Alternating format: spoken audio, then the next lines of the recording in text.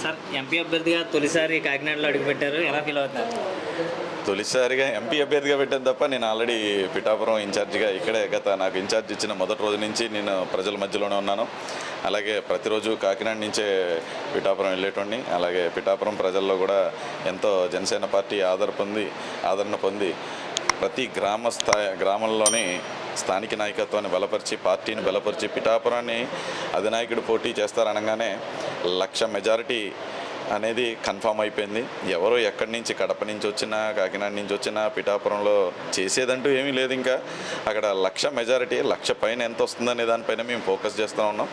అలాగే మా అధినేత పవన్ కళ్యాణ్ గారు నా తమ్ముడు ఉదయ్ అన్నది అప్పుడే నాకు గెలుపు కన్ఫామ్ అయిపోయింది. ఆయన తమ్ముడుగా నిరూపించుకుని కాకినాడ పార్లమెంట్ను కూడా అది కూడా పవన్ కళ్యాణ్ గారు ఎమ్మెల్యే అభ్యర్థి కింద ఉన్న ఒక పార్లమెంట్, పవన్ కళ్యాణ్ గారు అసెంబ్లీని పవన్ కళ్యాణ్ గారు పార్లమెంట్లో అభ్యర్థిగా నేను రెండింటిని కూడా అసెంబ్లీ 1,00,000 మెజారిటీతోని పార్లమెంటు ఇంకా ఎక్కువ మెజారిటీతోని కంపల్సరీగా జనసేన బీజేపీ తెలుగుదేశం ఉమ్మడి అభ్యర్థిగా నేను గెలుస్తాను. దానికి కాకినాడ పార్లమెంట్ ప్రజలందరూ మీ అందరి ఆదరణలో ఆశీస్సులు కావాల్సిందిగా కోరుకుంటున్నాను. ధన్యవాదాలు. మీ అండర్లో ఉన్న కాన్స్టిట్యున్సీలో పవన్ కళ్యాణ్ గారు పోటీ చేస్తున్నారు. మన కాకినాడ జిల్లా నుంచి పోటీ చేస్తున్నారు. దానికి ఎలా ఫీల్ అవుతున్నారు? ఆయన నా అండర్లో ఉన్న కాన్స్టిట్యున్సీ కదండి, జనసేన పార్టీ తరఫు నుంచి నేను అక్కడికి వెళ్ళి పనిచేయటం జరిగింది.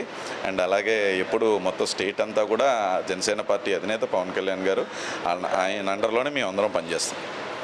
అధికార వైసీపీ చాలా పన్నాగాలు చేస్తున్నారు.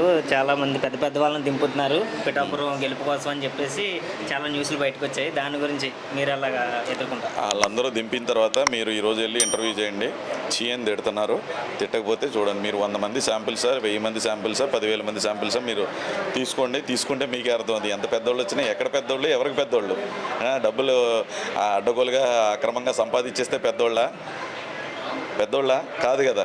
సో ప్రజాదరణ పొందిన నాయకుడు, ఉన్న డబ్బును కూడా ప్రజల కోసం ఖర్చు పెట్టే నాయకుడు, నియోజకవర్గం అభివృద్ధి కోసమే కృషి చేసే నాయకుడు.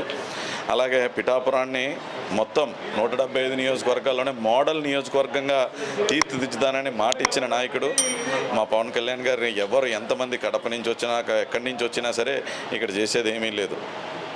Thank you.